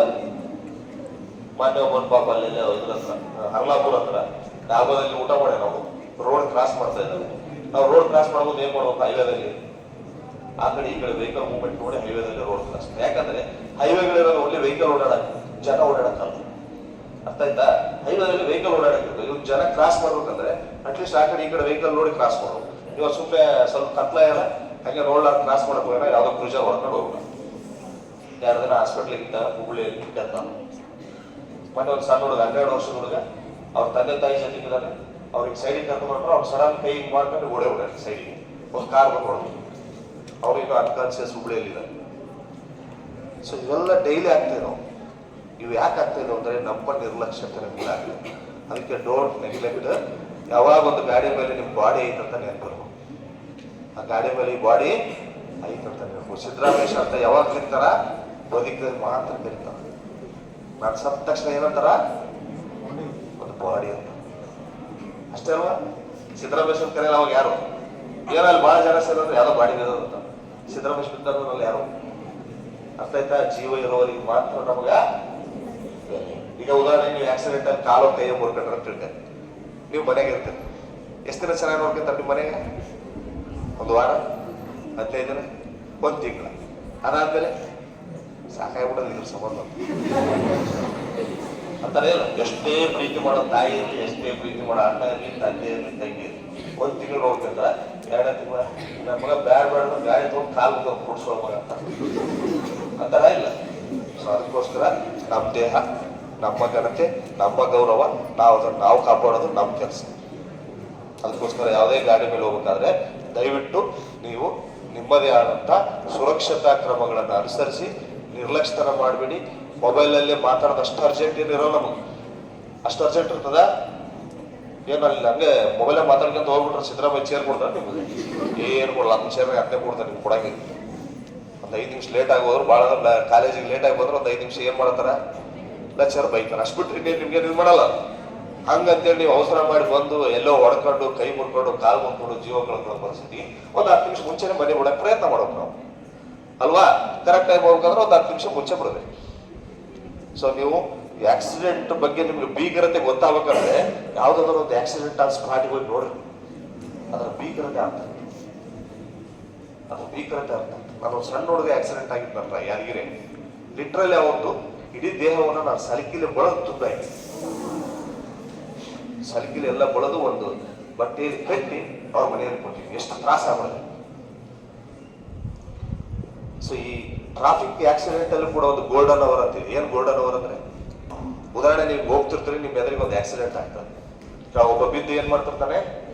ಒದ್ದಾಡ್ತಿರ್ತಾನೆ, ನೀರು ಬೇಕಂತಿರ್ತಾನೆ, ನಾನು ಕಾಪಾಡ್ರಿ ಅಂತಿರ್ತಾನೆ, ಏನೋ ಒಂದು ಅಂತಿರ್ತಾನೆ. ಪಾಪ ಬಿದ್ದು ಅವ್ರು ನಾವೇನ್ ಮಾಡ್ಬೇಕು? ತಕ್ಷಣ ಅವ್ನು ಯಾವ್ದೋ ಆಂಬುಲೆನ್ಸು, ಯಾವ್ದೋ ಗಾಡಿನೋ, ನಿಮ್ಮ ಹತ್ರ ಯಾವ್ದೋ ಗಾಡಿ ಇದ್ರೆ ತಕ್ಷಣ ಅವ್ನು ಹಾಕೊಂಡು ಏನ್ ಮಾಡ್ಬೇಕು? ಹಾಸ್ಪಿಟ್ಲಿಗೆ ಸೇರಿಸಿ. That is golden hour. ಯಾವುದೇ ಒಬ್ಬ ಅಪಘಾತ ವ್ಯಕ್ತಿಯನ್ನು ನಾವು ತಕ್ಷಣ ಹಾಸ್ಪಿಟ್ಲಿಗೆ ಸೇರಿಸ್ತೀವಲ್ಲ, ಆ ಟೈಮ್ಗೆ ಅಲ್ಲ, that is called golden hour ಅಂತ. ಅದನ್ನ ನಾವು ಮಾಡೋದು. ನಾವೇನ್ ಮಾಡಕ್ಕೆ ಇತ್ತೀಚಿನ ದಿನಗಳಲ್ಲಿ ಅಂದ್ರೆ ವಿಡಿಯೋ ಮಾಡ್ತೀವಿ, ಫೋಟೋ ತೆಗಿತೀವಿ, WhatsApp. This accident is occurred in Hulkoti highway. ಖುಷಿ ಆಗುತ್ತೆ. 1000 ಲೈಕ್ಸ್ ಬರ್ತಾವ, 300 ಜನ ನೋಡ್ತಾರ, ಸಾಕು ಖುಷಿ. ಈ ಪರಿಸ್ಥಿತಿ ಬಂದ್ಬಿಡೋದು ನಮ್ಮಲ್ಲಿ. ಯಾರು ಕೂಡ ಸಹಾಯ ಮಾಡ್ಬೇಕಲ್ಲ, ಬಂದು ಕೊಟ್ಟಿದ್ರೆ ಪೊಲೀಸರು ಬಂದು ತಗೊಂಡಿದ್ದಂತಾರೆ. ಸೊ ಒಂದು ಸುಪ್ರೀಂ ಕೋರ್ಟ್ ಗೈಡ್ಲೈನ್ಸ್ ಇದೆ. ಯಾರು ಟ್ರಾಫಿಕ್ ಆಕ್ಸಿಡೆಂಟ್ ಅಲ್ಲಿ ಆ ನೊಂದಂತ ವ್ಯಕ್ತಿಗೆ, ಗಾಯಾಳ ವ್ಯಕ್ತಿಗೆ ಹಾಸ್ಪಿಟ್ಲಿಗೆ ಸೇರಿಸ್ತಾರೋ, ಯಾರು ಹೆಲ್ಪ್ ಮಾಡ್ತಾರೋ ಅವ್ರನ್ನ ಯಾವುದೇ ಕಾರಣಕ್ಕೂ ಪೊಲೀಸರು ವಿಚಾರಣೆ ಮಾಡ್ಬೋದು, ಸಾಕ್ಷಿ ಮಾಡ್ಬೋದು ಅಂತ ಇದೆ. ಯಾಕಂದ್ರೆ ಆ ತರ ಮಾಡಿದ್ರೆ ಯಾರು ಹೆಲ್ಪ್ ಮಾಡಲ್ಲ. ದಯವಿಟ್ಟು ನೀವು ಪೊಲೀಸರು ಅಂತವ್ರನ್ನ ವಿಚಾರಣೆ ಮಾಡಬೇಡಿ, ಸಾಕ್ಷಿಯನ್ನಾಗಿ ಪರಿಗಣಿಸಬೇಡಿ. ಅವ್ರಿಗೆ ಇಂಟ್ರೆಸ್ಟ್ ಇದ್ರೆ ಸೇರಿಸಿ, ಇಲ್ಲಾಂದ್ರೆ ಬೇಡ ಅಂತ. ಯಾಕೆ ಈ ಮಾತು ಹೇಳ್ಯಾರಂದ್ರೆ, ಅಟ್ಲೀಸ್ಟ್ ಆ ವ್ಯಕ್ತಿಯನ್ನು ಬದುಕಿಸೋದಕ್ಕೆ ಪ್ರಯತ್ನ ಮಾಡಿ. ಇದೊಂದು ಯಾಕಂದ್ರೆ ಇದೊಂದು ಬ್ಯಾಡ್ ಇನ್ಸಿಡೆಂಟ್ ನಾನು ಅನುಭವಿಸಿದ್ದು. ನಾನು ಕೆಂಬಾವಿ ಸಬ್ ಇನ್ಸ್ಪೆಕ್ಟರ್ ಇದ್ದಾಗ ಒಂದು ಆಕ್ಸಿಡೆಂಟ್ ಆಗ್ತದೆ, ಒಂದು 20 ಕಿಲೋಮೀಟರ್ ದೂರದಲ್ಲಿ. ಅವ್ರು ಬಿದ್ದು ಒಳ್ಳಾಡ್ತಿರ್ತಾರೆ, ರಕ್ತ ಹೋಗ್ತಾ ಇರ್ತಾರೆ. ಎಲ್ಲ ಸುಮಾರು ಒಂದು 50 ಜನ ನಿಂತಾರೆ, ಎಲ್ಲ ವಿಡಿಯೋ ಮಾಡ್ತಾರೆ, ಫೋಟೋ ಹೊಡಿತಾರೆ. ನನಗೆ ಫೋನ್ ಬರ್ತದೆ ತಕ್ಷಣ ನಾನು ಸ್ಟೇಷನ್ಗೆ ಏನೋ ಕೆಲಸ ಮಾಡಿಬಿಟ್ಟು ಓಡೋದು. ನಾನು ಅಲ್ಲಿ ಹೋಗ್ಬೇಕಾದ್ರೆ ಒಂದು 15 ನಿಮಿಷ ಟೈಮ್ ಹಿಡಿತದೆ. ನಾನು ಜೀಪ್ ತಗೊಂಡು ಒಂದು 15 ನಿಮಿಷ ಬಿಟ್ಟು ಓಡೋಗಿ ತಕ್ಷಣ ಒಂದು ಆಟೋ ಹಿಡ್ಕೊಂಡು ಅದು ಬಾಡಿ ಹಾಕೊಂಡು ಒಂದು 10-12 ಕಿಲೋಮೀಟರ್ ದೂರದಲ್ಲಿ ಹಾಸ್ಪಿಟ್ಲ್ ಇತ್ತು. ಆ ಹಾಸ್ಪಿಟ್ಲಿಗೆ ಕರ್ಕೊಂಡು ಈಗ ಬೆಡ್ ಮೇಲೆ ಹಾಕಕ್ಕೆ ಅವ್ರು ಡೆತ್. ಸೊ ನಾನು 15 ನಿಮಿಷ ಹೋಗಕ್ಕಾದ್ರೆ ನನಗೆ ಮಾಹಿತಿ ಕೊಡಕ್ಕೆ ಹೆಚ್ಚು ಒಂದು 1/2 ತಾಸು ಇತ್ತು. ಮತ್ತೆ ಅಲ್ಲಿ ನನಗೆ ಹೋಗಿ ಒಂದು 1/2 ತಾಸು, 1 ಅವರ್ ಬಿಫೋರ್ ಆಕ್ಸಿಡೆಂಟ್ ಆಗಿದೆ ಅವರಿಗೆ. ಅಲ್ಲಿ ಯಾರಾದ್ರೂ ಒಂದು ಸ್ವಲ್ಪ ಮಾನವೀಯತೆ ಉಳ್ಳವರು ಏನಾದ್ರು ಅವ್ನ ಹಾಸ್ಪಿಟ್ಲಿಗೆ ಸೇರಿಸಿದ್ರೆ ಅವ್ನ ಬ್ಲಡ್ ಬ್ಲೀಡ್ ಆಗೋದು ಕಡಿಮೆ ಮಾಡಿ ಅವನ ಬದುಕಿಸ್ಬೋದಿತ್ತು. ಆದ್ರೆ ಎಲ್ಲರೂ ಕೂಡ ನನಗೆ ಯಾಕೆ ನಿಮಗೆ ಯಾಕೆ ಅಂತೇಳಿ ಆ ನಿಷ್ಕಾಳಜಿ ತರ ಮಾಡಿದ್ದಕ್ಕೆ ಆ ವ್ಯಕ್ತಿ ನಾನು ಹೋಗಿ ಹಾಸ್ಪಿಟ್ಲಿಗೆ ಹಾಕಕ್ಕೆ ಅವನು ಡೆತ್ ಆಗ್ಬಿಟ್ಟು. ಸೊ ಇಂಥ ಇನ್ಸಿಡೆಂಟ್ಗಳು ನಾವು ನೋಡಿದಾಗ ನಮ್ಮ ಮನಸ್ಸಿಗೆ ಎಷ್ಟು ಬೇಸರ ಆಗ್ತದೆ ಅಂತ. ಸೊ ಅದಕ್ಕೋಸ್ಕರ ದಯವಿಟ್ಟು ನಿಮ್ಮ ಹೋಗುವ ಬರುವ ದಾರಿಯಲ್ಲಿ ಎಲ್ಲೇ ಏನಾದರೂ ಕೂಡ ದಯವಿಟ್ಟು ಪೊಲೀಸಿಗೆ ಮಾಹಿತಿ ಕೊಡಿ. ತಕ್ಷಣ ಹಾಸ್ಪಿಟ್ಲಿಗೆ ಶಿಫ್ಟ್ ಮಾಡಕ್ಕೆ ಟ್ರೈ ಮಾಡಿ. ಈಗೆಲ್ಲ ಸಾಕಷ್ಟು ಸೌಲಭ್ಯಗಳಿದೆ. 108 ಅಂದ್ರೆ ಗಾಡಿ ಬರ್ತದೆ ಕರ್ಕೊಂಡು ಹೋಗ್ತದೆ. 112 ಕಾಲ್ ಮಾಡಿದ್ರೆ ಪೊಲೀಸರು ಬರ್ತೀವಿ, ನಾವು ನಮ್ಮ ಕೈಲಾದಂಥದ್ದು ಹೆಲ್ಪ್ ಮಾಡ್ತೀವಿ. ಹೌದಾ? ಸೊ ನಿಮ್ಗೆ ಯಾವುದೇ ಪೊಲೀಸ್ ಹೆಲ್ಪ್ ಬೇಕಾದ್ರೆ ಮೊದಲೆಲ್ಲ ನಾವು 100ಗೆ ಫೋನ್ ಮಾಡ್ತಿದ್ವಿ ಅಲ್ವಾ? ಈಗ 100 ಬಂದು ಏನ್ ಮಾಡಿದ್ವಿ, 112 ಅಂತ ಮಾಡಿದ್ವಿ. ERSS ಅಂತ, ಎಮರ್ಜೆನ್ಸಿ ರೆಸ್ಪಾನ್ಸ್ ಸಪೋರ್ಟಿಂಗ್ ಸಿಸ್ಟಮ್ ಅಂತ. ಹೌದಾ? ಅವ್ರಿಗೆ ಒಂದು ಸಪರೇಟ್, ಈಗ ನಮ್ಮ ರೂರಲ್ ಏರಿಯಾದಾಗೆ 24 hours ಓಡಾಡಕ್ಕೆ ಒಂದು ಗಾಡಿ 2 ಪೊಲೀಸರು ಕೊಟ್ಟಿದ್ದೀವಿ. ಅವ್ರ ಕೆಲಸ ಏನಂದ್ರೆ ಯಾವ 112 ಕಾಲ್ ಬರ್ತಾವೋ ಅವ್ರು ಅದನ್ನ ಅಟೆಂಡ್ ಮಾಡ್ಬೇಕು. ಅವ್ರಿಗೆ ಬೇರೆ ಏನ್ ಕೆಲಸ ಇಲ್ಲ. ಯಾಕಂದ್ರೆ ನಾವು ಬೇರೆ ಬೇರೆ ಕೆಲಸದಲ್ಲಿ ಬಿಜಿ ಆಗ್ತೀವಿ, ನಾವು ಹೋಗೋದಕ್ಕೆ ತಡ ಆಗಿ ಸಮಸ್ಯೆ ಆಗ್ತಾವ ಅಂತೇಳಿ ಸೆಂಟ್ರಲ್ ಗೌರ್ಮೆಂಟ್ ಒಂದು ಸ್ಕೀಮ್ ಮಾಡಿದ್ವಿ, ERSS. ಒಂದೊಂದು ಸ್ಟೇಷನ್ ಒಂದೊಂದು ಗಾಡಿ ಕೊಟ್ಟಿದ್ದಾರೆ. ಅವ್ರ ಕೆಲಸ ಏನಂತಂದ್ರೆ ಯಾವ್ಯಾವ 112 ಕಾಲ್ ಬಂದ್ರೆ ತಕ್ಷಣ ಒಂದು 15 ಸೆಕೆಂಡ್ ಕಾಲ್ ರಿಸೀವ್ ಆಗಬೇಕು, ವಿತಿನ್ 15 ಮಿನಿಟ್ಸ್ ಅಲ್ಲಿ ಆ ಜಾಗಕ್ಕೆ ಹೋಗ್ಬೇಕು, ಅದನ್ನ ಅಟೆಂಡ್ ಮಾಡಬೇಕು. ಸೊ ಅದಕ್ಕೆ ದಯವಿಟ್ಟು 112ಗೆ ಕಾಲ್ ಮಾಡಿ. So cyber toll free number ಏನ್ ಹೇಳಿ ನಿಮಗೆ, 1930 ಅದೊಂದು ನೆನಪಿಟ್ಕೊಳ್ಳಿ. ಇನ್ನೊಂದು 1098 ಅಂತಿದೆ, 10 ಮಕ್ಕಳ ಸಹಾಯವಾಣಿ, ಚಿಲ್ಡ್ರನ್ ಹೆಲ್ಪ್ ಲೈನ್. ಸೊ 18 ವರ್ಷದವರಿಗಿಂತ ಯಾವುದೇ ಮಕ್ಕಳಿಗೆ ಏನೇ ತೊಂದರೆ ಇದ್ರೆ ತಕ್ಷಣ ನೀವು 1098 ಫೋನ್ ಮಾಡಿದ್ರೆ ಆ ಮಕ್ಕಳ ಸಹಾಯವಾಣಿಯವ್ರು ಬಂದು ಆ ಮಗುವನ್ನ ರಕ್ಷಣೆ ಮಾಡಿ ಆ ಮಗುವಿನ ತಂದೆ ತಾಯಿಗೆ ಒಪ್ಸೋ ಕೆಲಸ ಮಾಡ್ತಾರೆ. ಇಲ್ಲಾಂದ್ರೆ ಆ ಮಗುವಿನ ತಕ್ಷಣ ಏನ್ ಬೇಕು ಪಾಲನೆ ಪೋಷಣೆ ಮಾಡುವಂತ ಕೆಲಸವನ್ನ ಮಾಡ್ತಾರೆ. ನೀವೆಲ್ಲ ದಾರಿಯಾಗ ಓದ್ತಿರ್ತಾರೆ, ಯಾವ್ದೋ ಒಂದು 4 ವರ್ಷದ ಮಗು ಅದಕ್ಕಂತ ಅಡ್ಡಾಡ್ತಿರ್ತಾರೆ. ಆ ಮಗು ಯಾರಂತ ಗೊತ್ತಾಗಲ್ಲ, ಅಲ್ಲಿ ತಂದೆ ತಾಯಿ ಯಾರು ಇರಲ್ಲ. ಸೊ ನೀವು ಹಂಗೆ ಹೋಗ್ಬಿಟ್ರೆ ಆ ಮಗು ಎಲ್ಲೋ ಅಡ್ಡಾಡ್ಕೊಂಡು ಹೋಗಿ ಯಾವ್ದೋ ಗಾಡಿಗೆ ಸಿಗಾಕೊಂಡು ಸತ್ತೋಗ್ಬಿಡ್ತು, ಹೌದಿಲ್ಲ? ಸೊ ಅದಕ್ಕೆ ನೀವೇನ್ ಮಾಡಬೇಕು, ತಕ್ಷಣ ಆ ಮಗು ನಿಮ್ಮ ಹತ್ರ ಕರ್ಕೊಂಡು 1098 ಫೋನ್ ಮಾಡಿದ್ರೆ ಅವ್ರು ಬಂದು ಆ ಮಗುವನ್ನು ಸೆಕ್ಯೂರ್ ಮಾಡ್ಕೊಂಡು ಹೋಗಿ ಆ ಮಗುಗೆ ಪಾಲನೆ ಪೋಷಣೆ ರಕ್ಷಣೆ ಕೊಡುವಂತ ಕೆಲಸವನ್ನ ಮಹಿಳಾ ಮತ್ತು ಮಕ್ಕಳ ಕಲ್ಯಾಣ ಇಲಾಖೆಯಿಂದ ಅದು ಕೆಲಸ ಮಾಡ್ತಾರೆ. ಆಯ್ತಾ? ಇಲ್ಲಾಂದ್ರೆ ಅಟ್ಲೀಸ್ಟ್ ನೀವು 112 ಕಾಲ್ ಮಾಡಿದ್ರೆ ಅವರಾದ್ರು ಬಂದು ಅದಕ್ಕೆ ಏನ್ ಸಹಾಯ ಮಾಡ್ಬೇಕು ಮಾಡ್ತಾರೆ. ಸೊ ಮಕ್ಕಳ ಹಕ್ಕುಗಳು ಭಾಳ ಇದಾವೆ. ನೀವೆಲ್ಲ 18 ವರ್ಷ ಮೇಲೆ ಇದ್ರೆ ಕೆಳಗಿದ್ರೆ ಮೇಲೆ, ನೀವೇನ್ ಮಕ್ಕಳಲ್ಲ. ಸೊ ಡೆಫಿನಿಷನ್ ಅಲ್ಲಿ 18 ವರ್ಷದ ಒಳಗಿರುವಂತ ಎಲ್ಲಾ ಗಂಡು ಹೆಣ್ಣು ಎಲ್ಲರಿಗೂ ಕೂಡ ಮಕ್ಕಳು ಅಂತ ಹೇಳ್ತೀವಿ.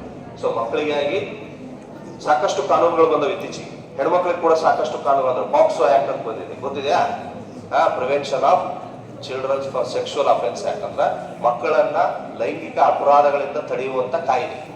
18 ವರ್ಷದಲ್ಲಿರುವಂತ ಯಾವುದೇ ಹೆಣ್ಣು ಮಗುವಿಗೆ ಯಾವುದೇ ರೀತಿಯಿಂದ ಲೈಂಗಿಕ ಶೋಷಣೆ ಆದ್ರೆ, ಲೈಂಗಿಕ ಅತ್ಯಾಚಾರಗಳಾದ್ರೆ, ಲೈಂಗಿಕವಾಗಿ ಅವಳಿಗೆ ಏನಾದ್ರು ದೌರ್ಜನ್ಯ ಆದ್ರೆ ಅದಕ್ಕೆ ಒಂದು ಹೊಸ ಆಕ್ಟ್ ಬಂತು. ಈ ಆಕ್ಟ್ 2012 ಬಂದಿದೆ, ಮೊದಲು ಇದ್ದಿಲ್ಲ. ಈ ಆಕ್ಟ್ ಬರೋಕ್ ಕಾರಣ ಏನಂತಂದ್ರೆ ಸಾಕಷ್ಟು ಬಾಲಕಿಯರ ಮೇಲೆ ಅತ್ಯಾಚಾರಗಳಾಗ್ತಾ ಇದ್ವು. ಅದನ್ನ ನಾವು ದೊಡ್ಡವರಿಗೂ ಬಾಲಕಿಯರಿಗೂ ನಾವು ಒಂದೇ ತರ ಶಿಕ್ಷೆ ಇತ್ತು.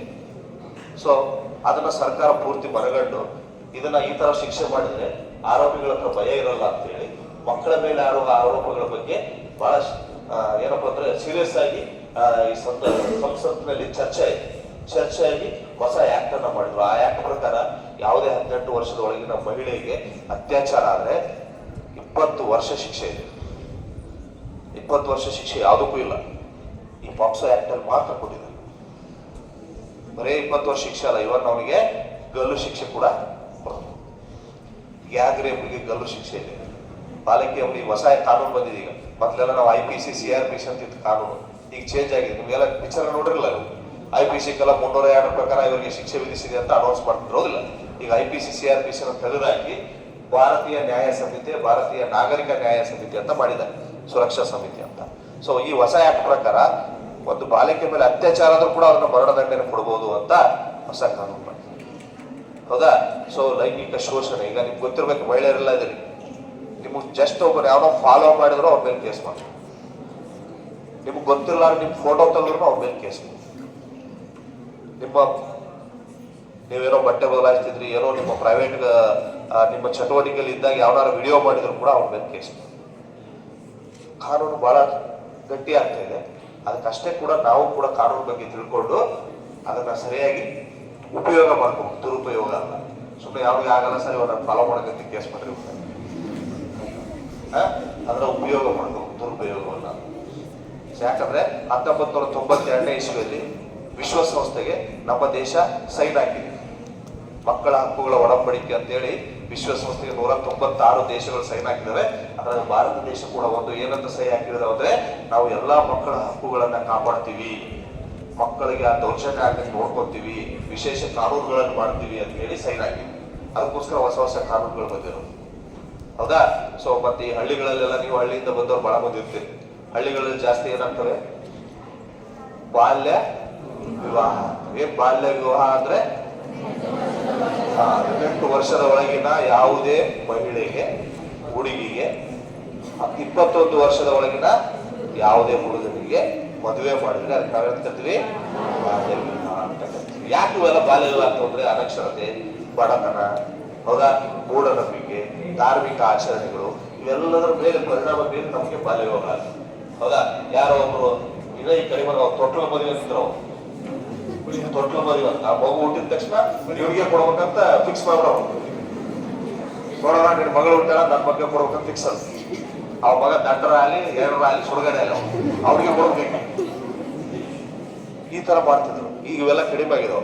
ಆದ್ರೂ ಕೂಡ ಇನ್ನೂ ಕೂಡ ಹಳ್ಳಿಗಳಲ್ಲಿ ಈ ಬಾಲ್ಯ ವಿವಾಹ ಜೀವಂತ ಇದ್ದಾವೆ. ಮತ್ತೆ 18 ವರ್ಷದೊಳಗಿರುವಂತ ಮಹಿಳೆಯರ ಗರ್ಭ ಧಾರಣೆಗಳು ಜಾಸ್ತಿ ಆಗ್ತವೆ. ಇದು ಒಂದು ಬಹಳ ಸೋಚಕರ ಸಂಗತಿ.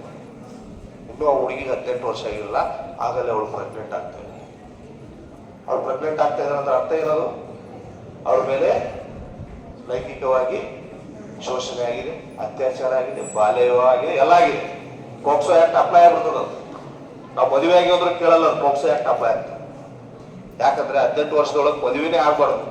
ಇಟ್ ಇಸ್ ಎ ಬಾಲ್ಯ ವಿವಾಹ. ಬಾಲ್ಯ ವಿವಾಹ ಅಂದ್ರೆ ಬರೀ ಬಾಲ್ಯ ವಿವಾಹ ಅಷ್ಟೇ ಸೆಕ್ಷನ್ ಬಿಡಲ್ಲ, ಪೋಕ್ಸೋ ಆಕ್ಟ್ ಬರ್ತದೆ. ಅರ್ಥ ಆಯ್ತಾ?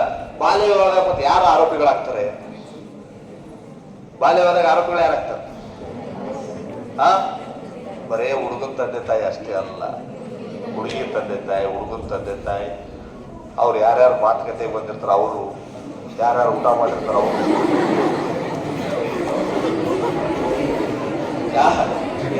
ಯಾರು ಮಕ್ಕಳೇ ಇರ್ತಲ್ಲ, ಯಾವ ಲಗ್ನಕ್ಕೆ ಹೋದ್ರೆ ಅಪ್ಡೇಟ್ ಮಾಡಲ್ಲ, ಅವರು ಯಾವ್ದಿಂತ ಕಾಲೇಜ್ನಾಗ ಮದುವೆ ಮಾಡಕ್ಕೆ ಅವಕಾಶ ಕೊಟ್ಟಿರೋ ಕಾಲೇಜ್ದವರು, ಇಲ್ಲ ಯಾರು ಕಲ್ಯಾಣ ಮಂಟಪ ಕೊಟ್ಟರೆ ಕಲ್ಯಾಣ ಮಂಟಪದವ್ರು, ವಿಡಿಯೋದಾಗ ಯಾರು ಬಂದಿರ್ತಲ್ಲ.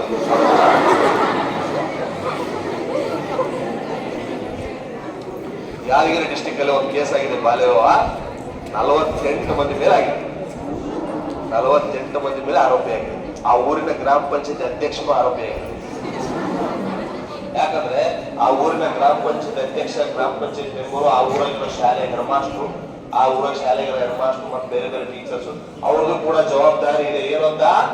ಬಾಲ್ಯ ವಿವಾಹನ ಮಾಡದಂಗೆ ತಡೆಗಟ್ಟುವ ಜವಾಬ್ದಾರಿ ಎಲ್ಲರ ಮೇಲಿದೆ. ಗ್ರಾಮ ಸಮಿತಿ ಅಂತ ಮಾಡಿದ್ದಾರೆ. ಅದರಲ್ಲಿ ಟೀಚರು, ಗ್ರಾಮ ಪಂಚಾಯತ್ ಮೆಂಬರು, ಬೀಟ್ ಪೊಲೀಸು ಎಲ್ಲರೂ ಬರ್ತಾರೆ. ಹೌದಾ? ಈ ಉದಾಹರಣೆಗೆ ಒಂದು ಹುಡುಗಿ ಪ್ರೈಮರಿ 7ನೇ ಕ್ಲಾಸ್ ಅಂತ ತಿಳ್ಕೊಳ್ರಿ. 7ನೇ ಕ್ಲಾಸ್ ಒಂದು ಹುಡುಗಿ ಒಂದು ವಾರ ಕಾಲೇಜ್ ಸ್ಕೂಲಿಗೆ ಬರ್ಲಿಲ್ಲ ಅಂದ್ರೆ ಅದ್ರ ಜವಾಬ್ದಾರಿ ಯಾರ್ದು? ಆ ಸ್ಕೂಲ್ ಹೆಡ್ ಮಾಸ್ಟರ್ದು. ಯಾಕೆ ಬರ್ಲಿಲ್ಲ ಅಂತ ವಿಚಾರ ಮಾಡ್ತಾರೆ. ಒಂದು ವಾರದಿಂದ ಆ ಹುಡುಗಿ ಬಂದಿಲ್ಲ ಅಂದ್ರೆ ಅವಳು ಯಾಕೆ ಬಿಟ್ಟಿದ್ದಾಳ ಅಂತ ಅಲ್ಲಿ ಎನ್ಕ್ವೈರಿ ಮಾಡ್ಬೇಕು. ಇಲ್ಲ ಅಂದ್ರೆ ಆ ಹುಡುಗಿ ಏನಾಗಿದೆ ಅಂತ ಅರ್ಥ, ಅವಳು ಇನ್ನೊಂದು ಎಲ್ಲೋ ಕಡೆ ಆಕಿ ಬಾಲ್ಯ ವಿವಾಹ ಮಾಡಕ ಪ್ರಯತ್ನ ಮಾಡ್ತಾ ಇದ್ದಾರೆ. ಸರ್ಕಾರ ಇಷ್ಟು ಸೀರಿಯಸ್ ಆಯ್ತು ಅಂತ ಅರ್ಥ ಮಾಡ್ತಾರೆ. ಹೌದಾ? ಮತ್ತೆ ಬಾಲ ಕಾರ್ಮಿಕ ಪದ್ಧತಿ ಅಂತಿದೆ. 14 ವರ್ಷದವರಿಗಿಂತ ಮಕ್ಳಿಗೆ ನಾವೇನ್ ಮಾಡ್ಬಾರ್ದು? ನನ್ನ ಮಗನೇ ಇರ್ತಾನ, ನಾವು ಅವನು ಒಯ್ದು ಅಂಗಡಿಯಾಗ ಕುದುರಿಸ್ತೀನ, ಗಿರಾಕಿ ಮಾಡಪ್ಪ ಅಂತೀವಿ. ಹೌದಾ? ಅವ 7ನೇ ಕ್ಲಾಸ್ ಓದ್ತಿರ್ತಾನ, ನೀನ್ ಮುಂಜಾನೆ ಒಂದ್ ಶಿಫ್ಟ್ ನೀ ಮಾಡು, ಒಂದ್ ಶಿಫ್ಟ್ ನಾ ಮಾಡ್ತೀನಿ ಅಂತ ಹೇಳ್ತೀವಿ ನಾವು. ಸೊ ಸೀದಾ ಅವ್ರ ಅಪ್ಪ ಮೇಲೆ ಕೇಸ್ ಮಾಡ್ಬೋದು. ಕಾನೂನು ಹಂಗೆ ಹೇಳ್ತದೆ. ಕಾನೂನು ಹಂಗೆ ಹೇಳ್ತದೆ. ಯಾಕಂದ್ರೆ ನಮ್ಮ ಭಾರತ ಸಂವಿಧಾನದಲ್ಲಿ 45ನೇ ವಿಧಿ ಏನ್ ಹೇಳ್ತದೆ ಅಂದ್ರೆ, ಉಚಿತ ಮತ್ತು ಕಡ್ಡಾಯ ಶಿಕ್ಷಣವನ್ನ ಕೊಡ್ಬೇಕು. 14 ವರ್ಷದವರೆಗಿಂತ ಎಲ್ಲಾ ಮಕ್ಕಳಿಗೆ ಉಚಿತನೂ ಕೊಡ್ಬೇಕು, ಕಡ್ಡಾಯನೂ ಕೊಡ್ಬೇಕು. ನನ್ನ ಮಗ ಅಂತ ನಾನು ಶಾಲೆ ಬಿಡಿಸಿ ಹೊಲಕ್ಕೆ ಕೆಲಸ ಹಚ್ತೀನಿ ಅಂದ್ರೆ ಮಗ ನಿನ್ ಮೇಲೆ ಕೇಸ್ ಮಾಡ್ತೀವಿ ಅಂತ. ಮಗ ನಿಂತಿರ್ಬೋದು, ಆದ್ರೆ ಅದು ಸರ್ಕಾರದ ವ್ಯಾಪ್ತಿಗೆ ಬರ್ತದೆ. ಸರ್ಕಾರ ವ್ಯಾಪ್ತಿಗೆ ಬರ್ತದೆ. ನಾಳೆ ಅವ್ರಿಗೆ ಏನಾದ್ರೂ ಆದ್ರೆ ಸರ್ಕಾರ ಜವಾಬ್ದಾರಿ ತಗೊಳ್ತದೆ.